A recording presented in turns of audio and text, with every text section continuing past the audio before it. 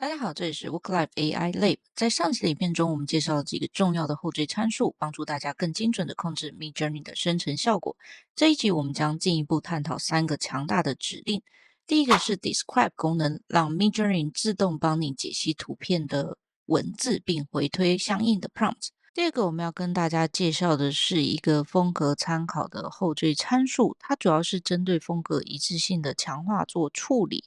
最后呢，要稍微来讲解一下这一次所学的 Style Reference 与之前所学的电图有什么差异。而这些技巧呢，将帮助你更准确的掌握并控制 AI 生成的图片，提升创作的一致性。首先，我们来聊聊一个非常好用的功能——Describe。这个是让图片回推文字。当你看到一幅喜欢的照片、图片，或者是 AI 生成的照片等等，但不知道 prompt 到底如何开始写起，或者是想要找到类似风格的图片，却不知道如何开始描述，那么Describe 这个指令这时候就可以派上用场了，可以让 Midjourney 解析你上传的图片，并提供多组的 prompt 词来回推图像的风格、结构和元素。不过有一个小地方要注意的是 Describe 所解析出来的 prompt 主要是用作参考，不会100%的还原原图。但是官方的文件也有说明，如果你是用 AI 自己 Midjourney 生成的图片的话，它反推出来的 prompts 的效果会更好。好的，我们先来找一张我们这一期影片要用的一个素材，我们去 Pinterest 上面找了一张3D 渲染的 McDonald 的这个图片好了。找到原始素材之后呢，我们回到 Discord 里面运用 Describe 这个功能，然后它有两种方式，一种是可以上传图片，一种是可以复制图片的 URL，用 link 的方式上传图片。那之后呢，它就会给出4组的相应的 prompt 词，那我们可以一一来比较一下，可以发现说它的 prompt 词的时候有把我们的尺寸-AR 都写进去。好，如果是自己来描述这张图片的话，其实也不知道说到底要怎么描述起，但是我们可以看一下说运用这个 Describe 功能，它展现出来的描述力就非常惊人。你看它提供我们的第一组 prompt 词是说一家麦当劳的餐厅，柜台上摆放着 Happy Meal，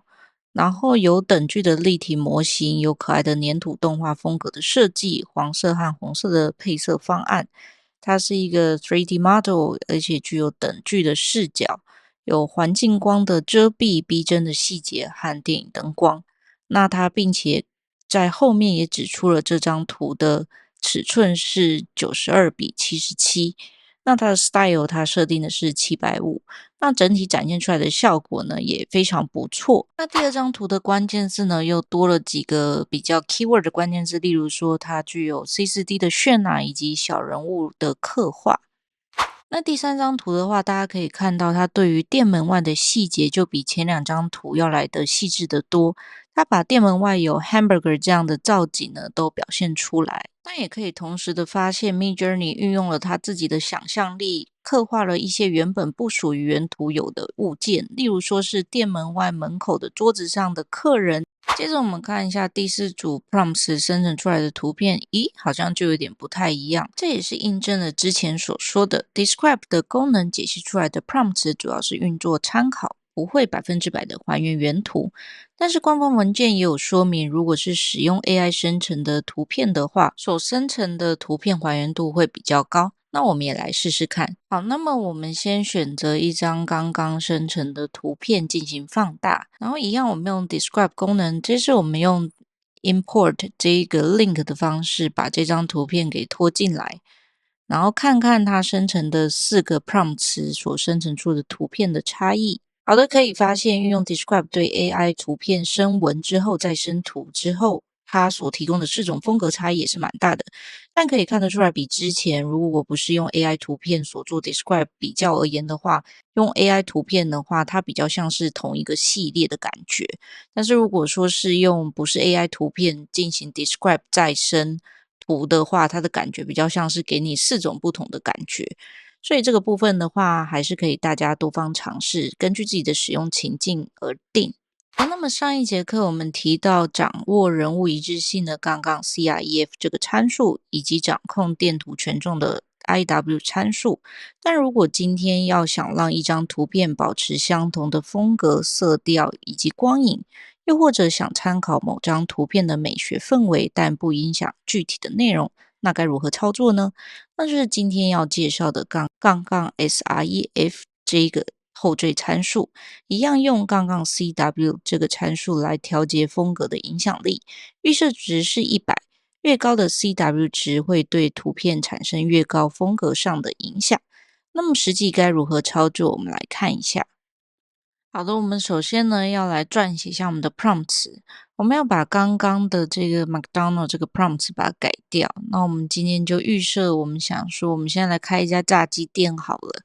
然后我们把相对应它有带的一些风格词都把它去掉，这样我们才可以测试说，如果等一下我们运用它的风格的这个 reference 的话，会不会有产生一些效果跟影响。我们把刚刚的提示词复制过来，然后看一下说它生成出来的图片会是什么样子的。好的，可以明显感觉出来，它产出来的图片呢，跟我们刚刚想要的 3D 效果是不一样的，因为我故意在提示词里面没有加入这个 3D module 这样的效果，以及也没有加入一些，例如说像是电影氛围感啊，或者是电影质感，以及各种光影、光线等等的关于氛围的关键字。好的，我们可以看到这张产生出来的图片呢，是根据我们的 prompts 所产出的。它有一些我们想要具备的各种各样的元素，但唯独没有的就是我们没有在 prompts 上面写说我们到底需要什么样的风格，因为我们是故意的，我们想看看说如何用-sref 这一个后缀参数呢，如何去左右这张图的风格。那接下来我们就用-sref 这样的关键字来看看说到底风格如何左右画面的。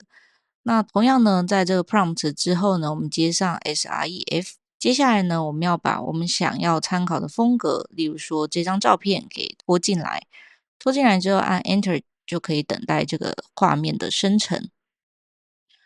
好的，可以看得出来，有使用 sref 参考图片之后的这个图片呢，会比较趋近于我们之前生成的那一个汉堡店的图片。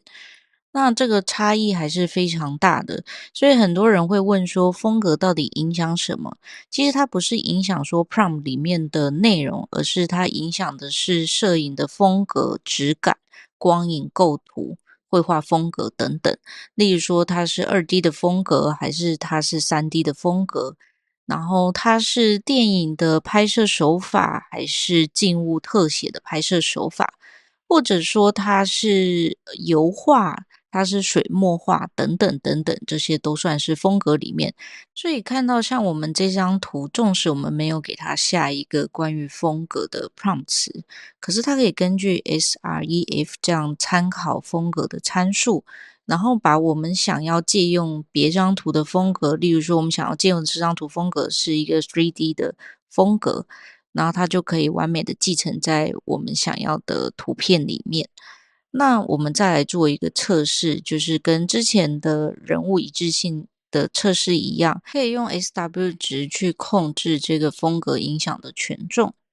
好的，我们一样给它一个 prompt 词，然后接一个 sref 的连接，参考风格的连接，然后并且给它一个 sw 的3个权重。还记得上节课我们教大家的一个小技巧吗？用大括号可以批量的产出同样参数下面的3种不同的数值。好的，我们一张一张来看。那首先是在 SW0 的情况下面，可以看得出来，它产出来的图片跟我们参考图片进行对比的话，虽然有进行一些风格上的参考，但是参考幅度不大，微乎其微。那我们接下来看一下 SW500的情况下面。可以感受到明显的差异，他把这个外观以及拍摄的手法、光影等等，都跟我们的参考图片非常的近似。那接下来我们再看一下 SW1000的情况下，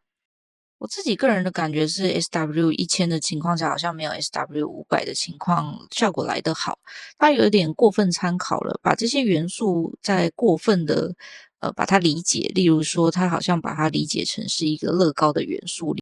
所以这部分的话，大家还是要视自己的情况而定。好的，那最后一个问题就是很多人会问说，那到底 SREF 这个功能跟之前所学的电图功能有何不同呢？其实根据刚刚的范例展出，大家就不难发现说，刚刚 SREF 这个后缀参数呢，只会影响图片的风格，不会改变图片的内容。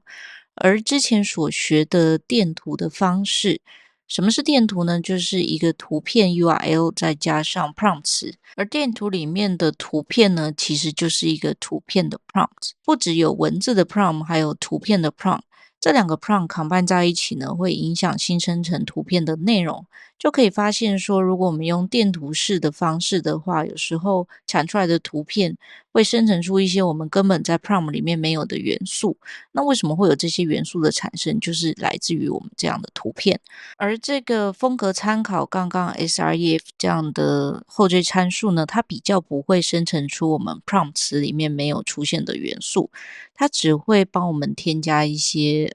根据参考风格里面增加的风格。所以这是这两个电图跟风格参考最大的不同点。这一集呢，我们学会了两个重要的 Midjourney 进阶技巧。第一个是斜杠 describe 这个指令，